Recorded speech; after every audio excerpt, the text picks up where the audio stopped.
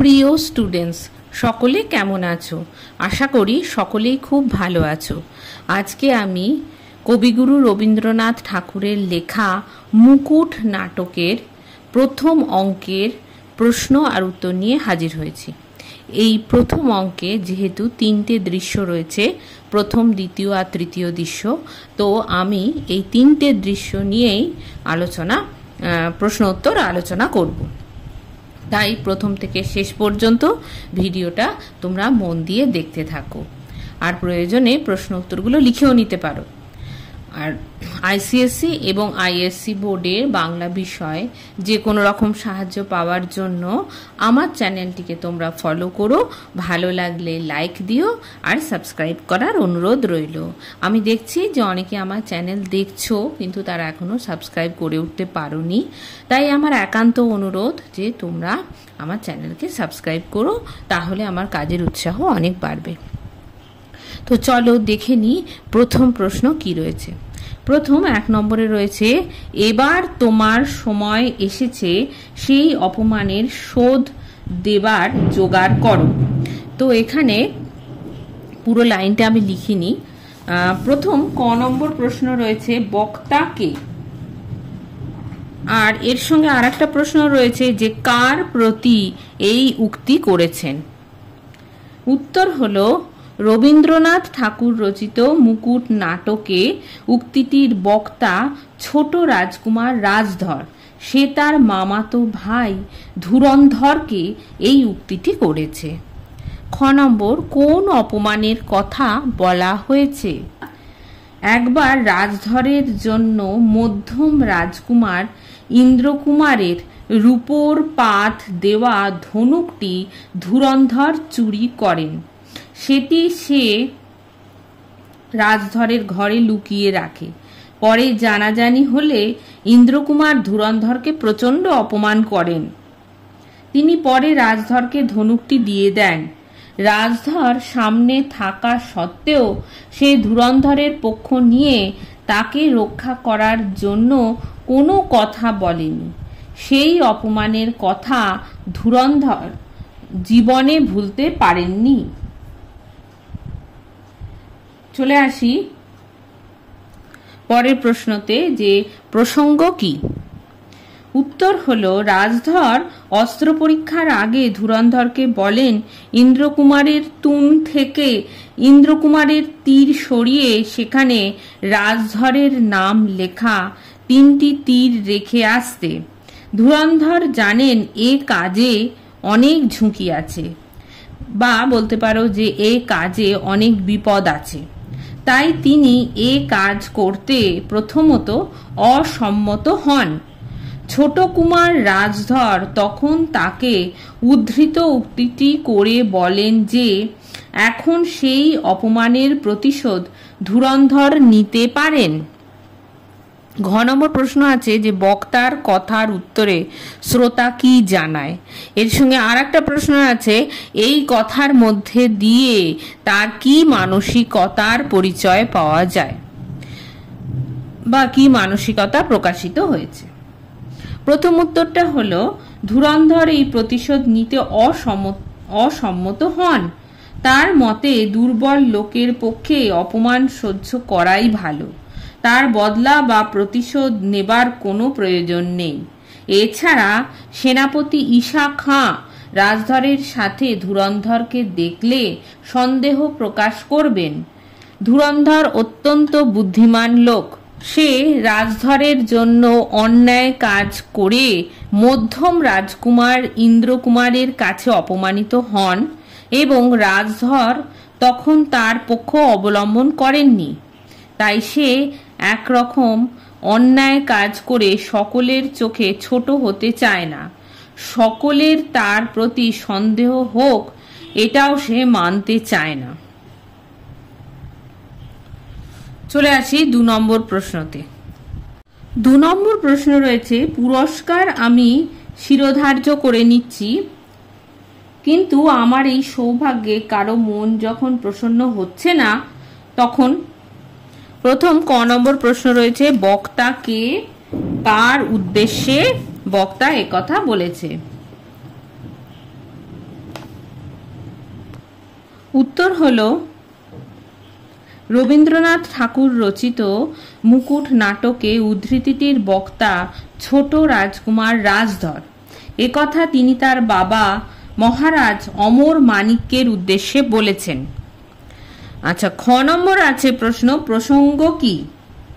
উত্তর হলো অস্ত্র পরীক্ষার আগে মহারাজ অমর মানিক্য পুরস্কার ঘোষণা করেন, যে রাজকুমার লক্ষ্যভেদ করতে পারবে তাকে তিনি তার হিরে বসানো তলোয়ার প্রদান করবেন। কিন্তু সেই পরীক্ষায় রাজধর ছলনা করে ইন্দ্রকুমারের নাম লেখা তীর বদল করে জয়ী বলে নিজেকে প্রতিপন্ন করেন এবং তাই পুরস্কার তারই প্রাপ্য। এই প্রসঙ্গে রাজধরের এই উক্তি। গ নম্বর আছে বক্তা পুরস্কারটি কাকে দিতে চেয়েছিল এবং কেন? উত্তর হলো বক্তা রাজধর তার দাদা মধ্যম রাজকুমার ইন্দ্রকুমারকে পুরস্কারটি দিতে চেয়েছিলেন, কারণ কেউই রাজধর যে লক্ষ্যভেদ করেছে এই ব্যাপারটি মেনে নিতে পারেননি এবং ইন্দ্রকুমারই লক্ষ্যভেদ করেছে বলে সকলে বিশ্বাস করে। তাই সকলেই পুরস্কার ইন্দ্রকুমারের প্রাপ্য বলে মনে করেছেন। রাজধর অভিমানের বশবর্তী হয়ে এই পুরস্কার ইন্দ্রকুমারের হাতে তুলে দিতে চান। আচ্ছা, ঘ নম্বর রয়েছে যে উদ্দিষ্ট ব্যক্তি ওই পুরস্কারটি নিয়ে কি করেছেন। উদ্দিষ্ট ব্যক্তি বলতে মধ্যম রাজকুমার ইন্দ্রকুমারের কথাই বলা হয়েছে। আচ্ছা, এর উত্তরটা হলো রাজধর ইন্দ্রকুমারের হাতে পুরস্কারটি তুলে দিতে গেলে ইন্দ্রকুমার তা মাটিতে ফেলে দেন। ঈশা খাঁ রাজপ্রদত্ত তলোয়ারের অসম্মান মেনে নিতে পারেননি এবং ইন্দ্রকুমারের শাস্তি প্রার্থনা করেন মহারাজের কাছে। পরে ইন্দ্রকুমার তার ভুল বুঝতে পারেন এবং মহারাজের পদধূলি নিয়ে তার এই এরূপ আচরণের জন্য ক্ষমা ভিক্ষা করেন। উয়া নম্বর আছে আলোচ্য অংশে ওই ব্যক্তির কিরূপ মনোভাব প্রকাশিত হয়েছে। আলোচ্য অংশটি বিচার করলে বোঝা যায় রাজধর অত্যন্ত ধূর্ত ও অহংকারী প্রকৃতির। সে তার দাদাদের ঈর্ষা করে। সে যেন তেন প্রকারে নিজের অভীষ্ট পূরণের চেষ্টা করে, তাতে তার কোনো লজ্জা বোধ নেই। উপরন্তু তিনি ঘটনাকে এমন ভাবে সাজান যে আপাত দৃষ্টিতে তাকে ভালো বলেই মনে হয়। তিনি অহংকারী রাজকুমার বলে তিনি অহংকার প্রদর্শন করেন। এমনকি তিনি তার শিক্ষাগুরু ঈশা খাঁর কাছ থেকেও রাজকুমার স্বরূপ আচরণ ও সম্বোধন দাবি করেন। তিনি ধূর্ত ব্যক্তি বলেই ছলে বলে কৌশলে সবকিছু অধিকার করতে চান, নিজের যোগ্যতা বিচার না করেই। আচ্ছা, এর পরের প্রশ্নটা রয়েছে 3 নম্বরে। 3 নম্বরে রয়েছে কোথাও একটা কিছু অন্যায় হয়ে গেছে, সে কথাটা প্রকাশ হচ্ছে না, আর একবার পরীক্ষা না হলে ঠিকমতো মীমাংসা হতে পারবে না। আচ্ছা, প্রথম ক নম্বর আছে বক্তা কে কাকে বলেছে। উত্তর হলো রবীন্দ্রনাথ ঠাকুর রচিত মুকুট নাটকে উদ্ধৃতিটির বক্তা হলেন সেনাপতি ও অস্ত্রগুরু ঈশা খাঁ। তিনি মহারাজ অমর মানিক্যকে উদ্দেশ্য করে একথা বলেছেন। খ নম্বর বক্তা কোন অন্যায়ের কথা বলেছে। বক্তা সেনাপতি ঈশা খাঁর ধারণা রাজধরের পক্ষে লক্ষ্যভেদ করা কোনো মতেই সম্ভবপর নয়। রাজধর হয়তো অন্যায়ভাবে এই পরীক্ষায় উত্তীর্ণ হয়েছেন। তার ধারণা ইন্দ্রকুমারের সাথে রাজধর তীর বদল করেছে। তিনি ইন্দ্রকুমারকে বারবার জিজ্ঞাসা করার পরেও কোনো রকম বাক্য ব্যয় ইন্দ্রকুমার করেননি। এই অবস্থায় ঈশা খাঁ রাজা অমর মানিক্যের কাছে আরেকবার পরীক্ষা নেবার প্রস্তাব আনেন, যার ফলে প্রকৃত বিজয়ীকে চিনতে পারা যায়। আচ্ছা, এরপরে গ নম্বর আছে যে প্রসঙ্গ উল্লেখ করো। অস্ত্র পরীক্ষার পর দেখা যায় রাজধরের তীর লক্ষ্যভেদ করেছে। রাজধরও জোর গলায় তার নিক্ষিপ্ত তীর দ্বারা লক্ষ্যভেদ করার কথা বলেন, কিন্তু অস্ত্র পরীক্ষা করার সময় দেখা যায় যুবরাজ বা রাজধর কারোর তীরই লক্ষ্যভেদ করে না, একমাত্র ইন্দ্রকুমারের তীরই লক্ষ্যভেদ করে। সেই তীরে নাম দেখা যায় রাজধরের। সেনাপতি ঈশা খাঁ কোনো মতেই তা মেনে নিতে পারেন না। পরে তিনি মনে করেন এর মধ্যে কোনো রহস্য লুকিয়ে আছে যা প্রকাশ করা হচ্ছে না। এই প্রসঙ্গে তিনি উদ্ধৃত উক্তিটি করেছেন। আচ্ছা, ঘ নম্বরে আসছি। আর একবার পরীক্ষার কথা ওঠায় কার কি অসুবিধা হতে পারে? আরেকবার পরীক্ষা দেওয়ার কথা ওঠায় রাজধর তা মেনে নেননি, কারণ সে ছলচাতুরি করে জয়লাভ করেছে। নতুন করে পরীক্ষা হলে সে জয়ী হতে পারবে না। ইন্দ্রকুমার ও যুবরাজ দুজনেই অস্ত্রবিদ্যায় পারদর্শী, তাই নতুন করে পরীক্ষা হলে তাদের কোনো আপত্তি নেই। যাতে আরেকবার পরীক্ষা না হয় তাই রাজধর বলেন যে এতে তিনি অসম্মানিত হবেন। এরপর তিনি মধ্যম রাজকুমার ইন্দ্রকুমারকে পুরস্কারটি দিয়ে দিতে চান। হয়ে গেল 3টে প্রশ্নের উত্তর। চলে আসি 4 নম্বরে।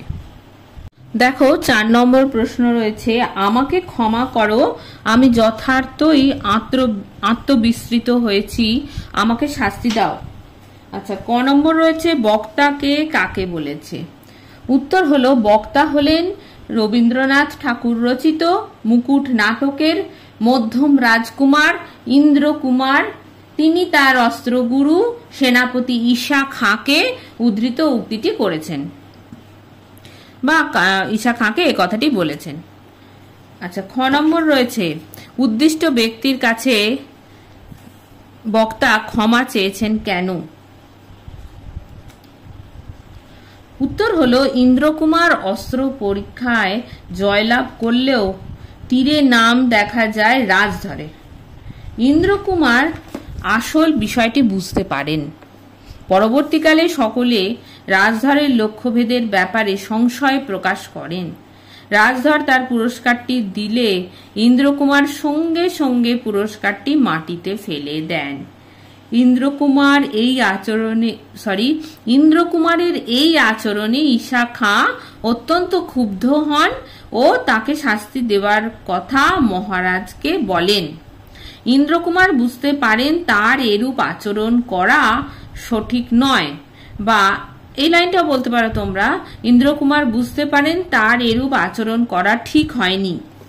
তাই তিনি মহারাজের কাছে ক্ষমা ভিক্ষা করেন ও শাস্তি প্রার্থনা করেন। গ নম্বর আছে, তিনি আত্মবিস্মৃত হয়ে কি করেছিলেন? ইন্দ্রকুমার আত্মবিস্মৃত হয়ে মহারাজের দেওয়া তরোয়াল মাটিতে ফেলে দেন। এই অন্যায়টি করা তার উচিত হয়নি, তাই শাস্তি তার প্রাপ্য এই কাজের জন্য। ঘ নম্বর আছে, এরপর বক্তা কি করেন? এরপর মধ্যম রাজকুমার ইন্দ্রকুমার নিজের দোষ বুঝতে পারেন। তিনি তার কৃতকর্মের জন্য অনুতাপ বোধ করেন।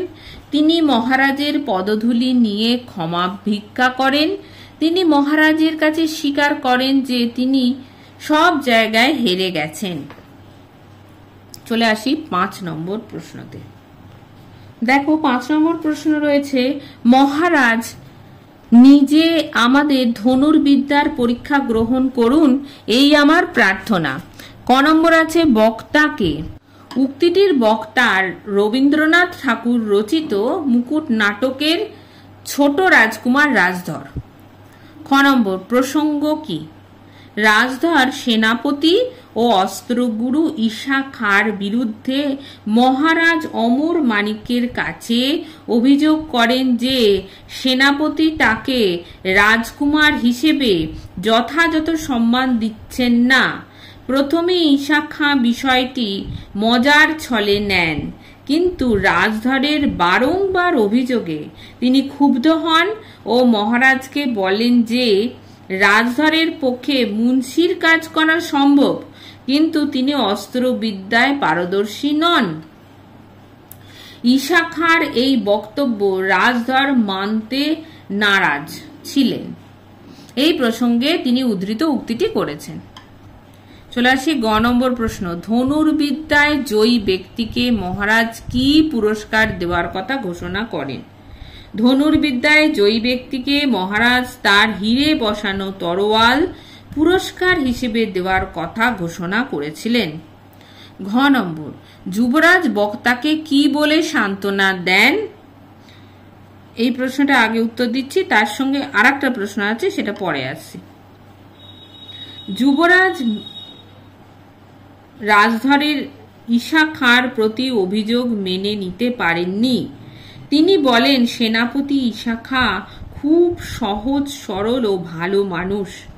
তার সাদা দাড়ির মতন সবকিছু তার মুখে, তাই কারো কোনো গুণ দেখলে তিনি তার প্রশংসা করেন। অস্ত্রবিদ্যায় যদি রাজধর জিততে পারেন তবে ঈশা খাঁর মতো কেউ খুশি হবেন না। তিনি নিজেও বিজয়ীর অকুণ্ঠ প্রশংসা করবেন। এর সঙ্গে আর একটা প্রশ্ন রয়েছে যে বক্তা উত্তরে যুবরাজের কাছে কি বা কোন ইচ্ছা প্রকাশ করেছেন? প্রত্যুত্তরে রাজধর বলেন যে সেদিন পূর্ণিমার রাতে বাঘ গোমতী নদীতে জল খেতে আসে, তাই সেদিন শিকারের জন্য আদর্শ সময়। যুবরাজকে তিনি শিকারে যেতে অনুরোধ করেন এবং যুবরাজ তাতে সম্মতি জানান। আচ্ছা, 6 নম্বর প্রশ্ন রয়েছে, কি হয়েছে বাবা? এর মধ্যে একটা রহস্য আছে। শিলা কখনো জলে ভাসে না। আচ্ছা, এই প্রশ্নের প্রথম ক নম্বর আছে যে কার লেখা, কোন নাটকের অন্তর্গত। এর সঙ্গে আছে আরো প্রশ্ন, বক্তা কে, কার প্রতি তার এই উক্তি। উত্তর হলো, উক্তিটি রবীন্দ্রনাথ ঠাকুরের লেখা মুকুট নাটকের অন্তর্গত। বক্তা ঈশা খাঁ তিনি ইন্দ্রকুমারের প্রতি এই উক্তিটি করেন। খ নম্বর আছে, বক্তা যে ঘটনার মধ্যে দিয়ে রহস্যের সন্ধান পায় তা নিজের ভাষায় লেখো। উত্তর হলো, অস্ত্র পরীক্ষার আগের দিন রাজধর ইন্দ্রকুমারের অস্ত্রশালায় যায় তীর বদলের উদ্দেশ্য নিয়ে। তিনি ইন্দ্রকুমারের স্ত্রীর অনুমতি নিয়ে অস্ত্রশালায় প্রবেশ করেন। ইন্দ্রকুমারের স্ত্রী ইন্দ্রকুমারকে অস্ত্রশালায় গিয়ে দেখে আসতে বলেন। অস্ত্রশালা খুলতেই ইন্দ্রকুমার রাজধরকে দেখতে পায় এবং সেখানে আসার কারণ জিজ্ঞাসা করলে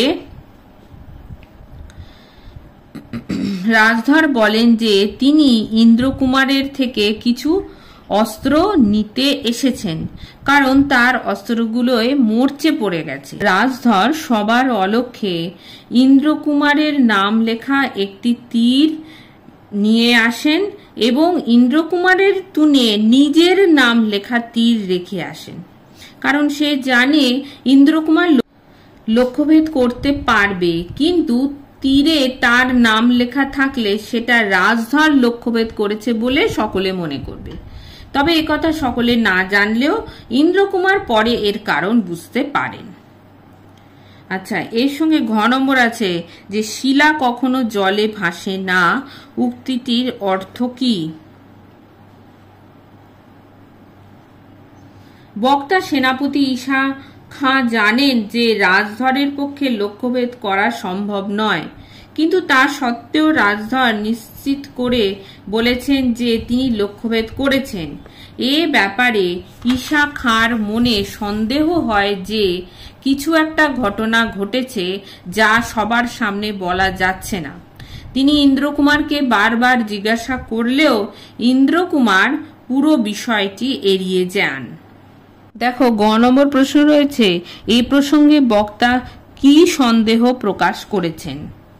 বক্তা সেনাপতি ঈশা খাঁ জানেন যে রাজধরের পক্ষে লক্ষ্যভেদ করা সম্ভবপর নয়, কিন্তু তা সত্ত্বেও রাজধর নিশ্চিত করে বলেছেন যে তিনি লক্ষ্যভেদ করেছেন। এ ব্যাপারে ঈশা খাঁর মনে সন্দেহ হয় যে কিছু একটা ঘটনা ঘটেছে যা সবার সামনে বলা যাচ্ছে না। তিনি ইন্দ্রকুমারকে বারবার জিজ্ঞাসা করলেও ইন্দ্রকুমার পুরো বিষয়টি এড়িয়ে যান। আচ্ছা, ঘ নম্বর হচ্ছে শিলা কখনো জলে ভাসে না, উক্তিটির অর্থ কি? জলে ভাসে শিলা এ বিষয়টি একেবারে অসম্ভব। শিলা কখনো জলে ভাসে না। রাজধরের লক্ষ্যভেদের বিষয়টি ঈশা খাঁর কাছে অসম্ভব বলে মনে হয়েছিল। যুবরাজ ও ইন্দ্রকুমার দুজনেই লক্ষ্যভেদে ব্যর্থ ও রাজধর লক্ষ্যভেদে সফল, সেই বিষয়টি কখনোই সেনাপতি মেনে নিতে পারেননি। লক্ষ্যভেদ করতে গেলে যে নিষ্ঠা ও অধ্যাবসায় থাকা দরকার তা রাজধরের একেবারেই ছিল না। হয়ে গেল 6 নম্বর প্রশ্ন। চলে আসি 7 নম্বরে। 7 নম্বরে রয়েছে, বারবার শিক্ষা দিয়েছি কিন্তু মূর্খের শিক্ষার শেষ তো কিছুতেই হয় না, যমরাজের পাঠশালায় না পাঠালে গতি নেই। ক নম্বর আছে, বক্তা কে, কাদের উদ্দেশ্যে বলেছেন? উত্তর হলো বক্তা মহারাজ অমর মাণিক্য, তিনি রাজকুমারদের উদ্দেশ্যে এই উক্তিটি করেছেন। খ নম্বর প্রশ্ন রয়েছে, কাকে কোন শিক্ষা দেবার প্রশ্ন উঠেছে? বারংবার পরাজিত হওয়া সত্ত্বেও আরাকান রাজ চট্টগ্রামের সীমানায় এসে উপস্থিত হন। এরপর একটি যুদ্ধের পরিবেশ তিনি সৃষ্টি করেন, তাই আরাকান রাজকে শিক্ষা দেওয়ার কথা এখানে বলা হয়েছে। গ নম্বর, যমরাজের পাঠশালা বলতে কি বোঝানো হয়েছে? যমরাজের পাঠশালা বলতে যমরাজের দুয়ার বা মৃত্যুপুরীকে বোঝানো হয়েছে। ত্রিপুরার মহারাজ অমর মাণিক্য আরাকান রাজের সাথে বারংবার যুদ্ধ করতে বিরক্ত বোধ করেন। এবার তিনি যুদ্ধে তাকে শুধুমাত্র পরাজিত করে ক্ষান্ত হতে চান না, বরং তাকে যুদ্ধে হত্যা করতে চান, যাতে বারংবার এই অশান্তি তাকে আর সহ্য করতে না হয়। ঘ নম্বর আছে, সেখানে কাকে পাঠাবার কথা উঠেছে এবং কেন? যমরাজের পাঠশালা বা মৃত্যুপুরীতে আরাকান রাজকে পাঠানোর কথা বলা হয়েছে, কারণ বারংবার পরাজিত হয়েও আরাকান রাজ চট্টগ্রামের সীমানায় উপস্থিত হন ও যুদ্ধের পরিবেশ সৃষ্টি করেন। এতে ত্রিপুরাবাসীর শান্তির পরিবেশ বিঘ্নিত হয়েছে। মহারাজ অমর মাণিক্য আরাকান রাজকে যুদ্ধে পরাস্ত ও মৃত ঘোষণা করতে চান।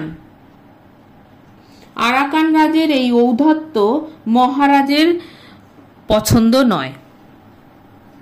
চলে আসি 8 নম্বরে। উনি সকলের চেয়ে বড় জীব শিকার করে বেড়ান।